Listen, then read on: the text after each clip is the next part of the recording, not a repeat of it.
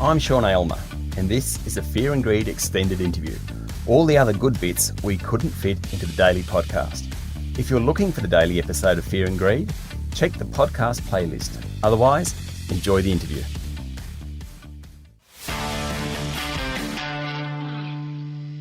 There are big things happening in the aviation industry in Australia. The last 12 months have seen massive job cuts at Qantas, the rebirth of Virgin, and now the emergence of a new player on one of the busiest, most competitive routes in the world. But the new player flying between Sydney and Melbourne is hardly new to the industry. Regional Express, or Rex, is better known for servicing regional Australia with small aircraft. But the airline has expanded its fleet and now has 4 737 jets with another 2 on the way and more aircraft and more cities to be added in coming months. It's a move that's changing the aviation landscape in Australia, with the Golden Triangle, that's Sydney-Melbourne-Brisbane, previously dominated by Qantas and Virgin and their budget subsidiaries. The Honourable John Sharp AM is the Deputy Chair of the Rex Group. John, welcome to Fear and Greed. Good morning, Sean. Firstly, you're a pilot yourself, I believe. Is that right? Maybe you can tell us the Rex story. Well, I am a pilot. I'm a fixed wing and a rotary wing pilot, so helicopter pilot. Learnt to fly fixed wing when I was in my early 20s and a rotary wing about 20 years after that.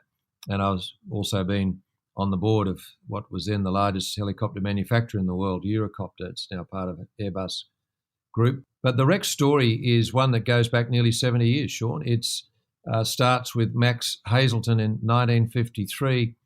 Max comes from Cudal, which is near Orange in central west New South Wales.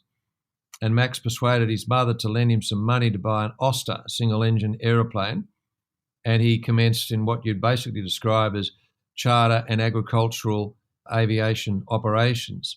Max grew that business into a substantial regional airline. And Rex started with Hazelton Airlines.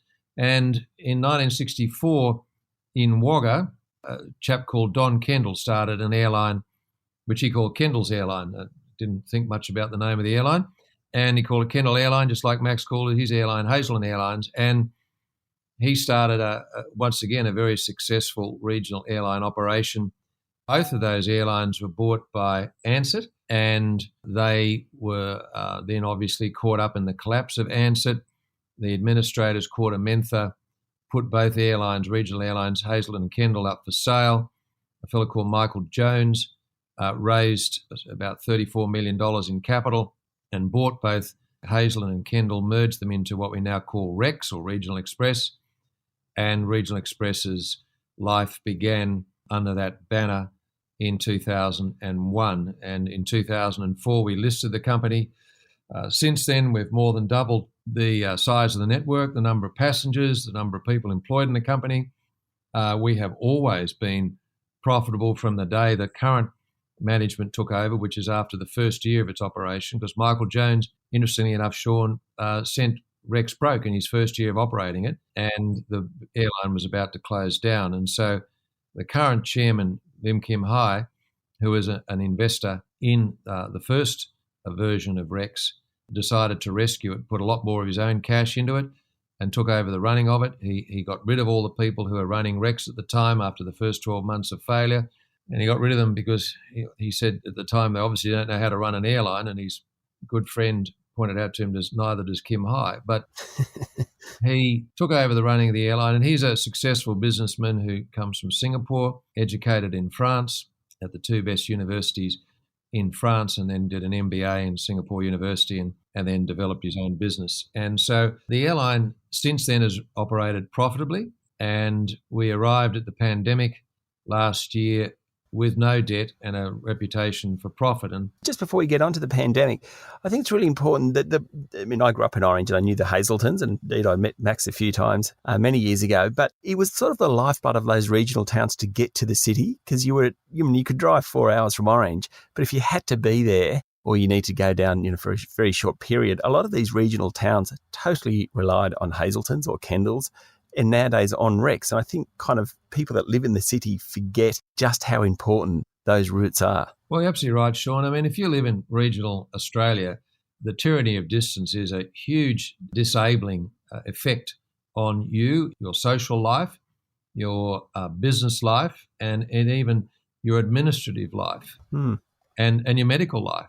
These days, everything's centralised into the major capital cities, and in order to access those services, be they medical, the expensive technical equipment that hospitals have and doctors have, you've got to go to the capital cities, or alternatively, the specialists have got to go out to the regions to provide a service into places like Orange, Dubbo, Wagga, Albury, and so forth, and Griffith. And so, they're really an essential part of the infrastructure. I mean, if you live in Broken Hill, it's a 16-hour drive to Sydney. That's your capital city in the state. 16 hours in a car. If you're not well and you're going to Sydney for some hospital admission or some specialist treatment, 16 hours in the car is just too much. And hence, the airline service is essential. I mean, just basic little things like pathology tests. I mean, there's no big pathology laboratory in Broken Hill. So all the pathology tests that the doctors, the GPs do in Broken Hill all go on the Rex flight down to Adelaide or Sydney to be tested, and then the results will be sent back. But without that airline service, it's almost impossible to do those things. So, they are an absolutely essential service for people. And the best way you can overcome the tyranny of distance in regional Australia is to have very good, reliable, frequent and affordable, safe regional airline services so that you can do business. If you're living in, Wagga, and you need to do business in Sydney, I mean, Rex provides you with a service that gets you down from Wagga to Sydney by 9 o'clock in the morning. You can hold your meetings and be back in your office in Wagga by 1:30 in the afternoon, having had your meeting in Sydney. So it just makes doing business in regions that much more realistic and possible. Stay with me, John. We'll be back in a minute.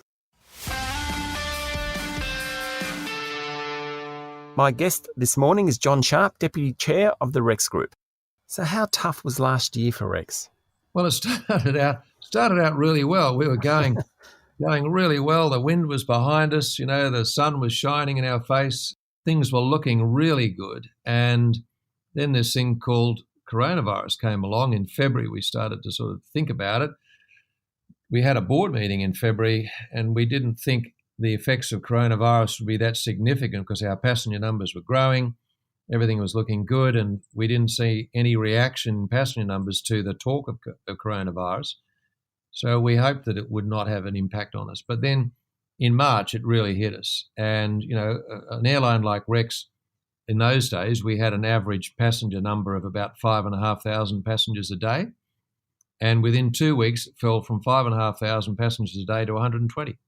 It just fell off a cliff. And we've gone through GFCs and 9/11s and SARS and all sorts of other setbacks, and nothing's ever happened so dramatically as that. I mean, everything else sort of it tapers down over time when you have a setback. This just fell off a cliff, and so we were suddenly confronted with an organisation that was designed to carry 5,500 passengers a day, and only the revenue from 120 passengers a day. So we had to make some fairly significant changes, and we stood a lot of people down, sadly.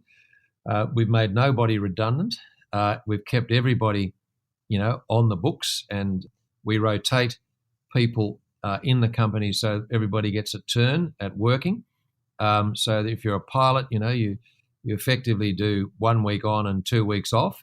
So you do 1 week's worth of work in 3, and that's how it's been managed by us. And of course, the other thing that came along in April last year was federal government assistance in a number of forms, and that's been essential in keeping all regional airlines going. I mean, Rex is not the only regional airline in Australia. We're certainly the largest independent regional airline in the country, and we're a listed entity. Most of the regional airlines in Australia, if you like, family businesses, and their only balance sheet is the family home. So, the federal government has come forward with a plan that's kept all those regional airlines operating, Rex being one of them. And without that assistance, there would not be a single regional airline in Australia operating today. They would have all shut down, and people in regional Australia would have been left stranded.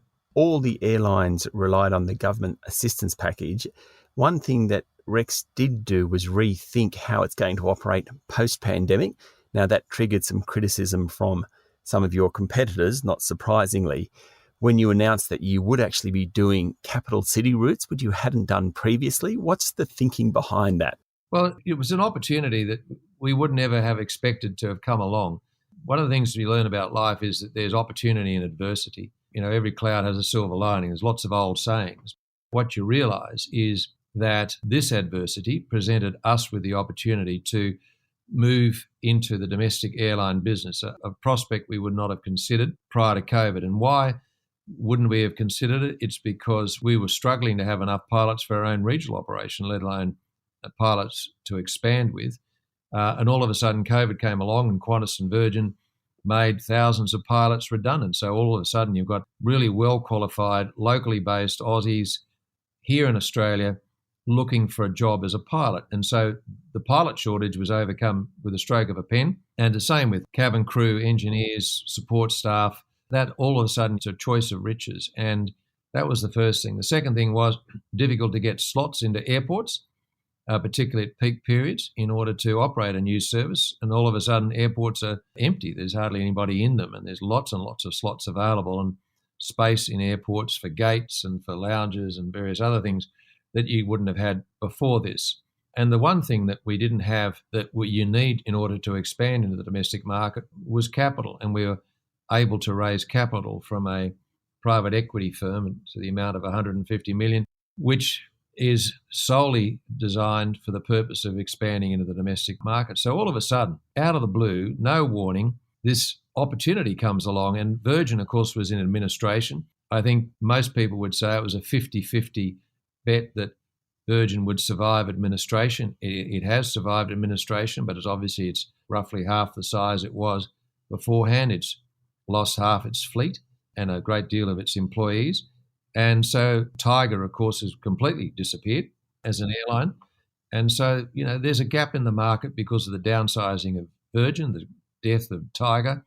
And, of course, Qantas also grounded the bulk of its fleet, and a lot of that fleet won't ever fly again. I mean, the 747s won't fly again. I doubt the A380s will fly again, although Alan's a little bit optimistic about that. Some would say too optimistic about the A380s, but anyway, unlikely to fly in my view. And there's a whole host of other aircraft that are unlikely to fly again in Qantas. So all of a sudden, there's a gap in the market. There's pilots, there's crews, there's slots and space at airports, and we've raised the capital. And, one thing, Sean, about Rex is we've been a family business. Don Kendall's airline was a family business. Max Hazeland's airline was a family business. Max could be seen, at the airfield in his singlet and shorts, mowing the grass, and we run like that. Our costs are really low, and, our senior execs are paid in the $200,000 range. I mean, the upper end of $200,000, but, whereas if you go to other airlines like Qantas or Virgin, I mean, there are lots of people there earn, in the millions a year. So, it's a different culture altogether in our business. So our costs are much lower. We'll be back with more in a moment. I'm talking to Deputy Chairman of Rex Group, John Sharp. I mean, it's such a tough industry, not just in terms of pandemics, but it's a competitive industry, and Virgin is still a competitor. Qantas is a ferocious competitor, and it seems to be taking on some of the regional routes. We're talking about Orange. I think it's doing Sydney to Orange. I think it's doing Melbourne to Mount Gambier. Do you think those sorts of routes can support two airlines? They're great towns, but they're not that big. No, they are great towns. I mean, Orange is a great town, and Albury, you mentioned, is also a fantastic town. So, they're good towns and reasonably sizable regional centres. But, they can't sustain two airlines. I mean, what Qantas is doing, it's very blatant. I mean, they painted it in a different colour, but it's very blatant what they're doing. And that is they're trying to punish Rex for moving into the domestic market by moving into our regional markets. When you talk about Albury, I mean, Qantas is now flying Melbourne to Albury. Pre-COVID, there were 20,000 passengers a year on that route. Since COVID, over the last 10 months, Albury to Melbourne or Melbourne to Albury is about just under 900 passengers in 10 months, 80-odd passengers a month. In fact, in the whole month of August last year, there were only 9 passengers flew on a plane between Melbourne and Albury. 9 passengers in a month. That's 4 weeks. It's 30-odd days of potential travel, and 9 passengers flew in it. Now, Qantas is moving into that route. And if you listen to Qantas, they'll tell you they're doing it because they see that these routes will be profitable for them and that there's pent-up demand just waiting for Qantas to move in, so they'll all leap out of their isolation and jump on a Qantas plane. The truth is, it's not going to happen. There is no pent-up demand. There is no profitable operation that Qantas or even Rex can operate between places like Melbourne to Albury. And it's the same like Melbourne to Mount Gambier, where they also moved. Melbourne to Wagga. They're all in the last 10 months, they're all around the 900 passengers over 10 months, 90 passengers a month. And Qantas is moving into those routes, claiming they can be profitable and that they can unleash pent-up demand because suddenly it's Qantas, not some other little airline like Rex that's offering services. It is a complete fabrication. It's not true. And the truth of it is they are out there to knock off Rex in its traditional marketplace. And, Qantas, we knew Qantas would be very aggressive. It's the nature of Qantas. Qantas has always been the biggest airline in Australia. Some would argue they've always behaved like a bully. You can make your own judgment in regard to that. And Qantas has deliberately gone out of its way to squash competition. And you may recall a few years ago when John Borghetti started to add extra capacity to Virgin, and we had this capacity war between Qantas and Virgin. And Alan Joyce made a speech, I remember him saying that for every one aircraft that Virgin adds to the market, Qantas will put in two. And what he's saying is to John Borghetti, we've got a bigger balance sheet than you, and you'll have to give up because we've got more money to throw at this problem than you have. And that's how they operate. That's how they survive. And of course, that moment when he added two planes for every one that Virgin added was the beginning of the biggest loss that Qantas had ever experienced in its history. And in my view, it was the beginning of the end of Virgin. And they're doing the same to us. Are there not some sort of competition issues here, predatory pricing potentially? Yeah, well, we've made a formal complaint to the ACCC, which to this stage has not resulted in them taking action against Qantas. But, it's whichever way you look at it. I mean, Qantas's motto is the spirit of Australia. Now, I sort of asked the rhetorical question, is it the spirit of Australia to beat up the little guys, be it a Virgin or a Rex or somebody else?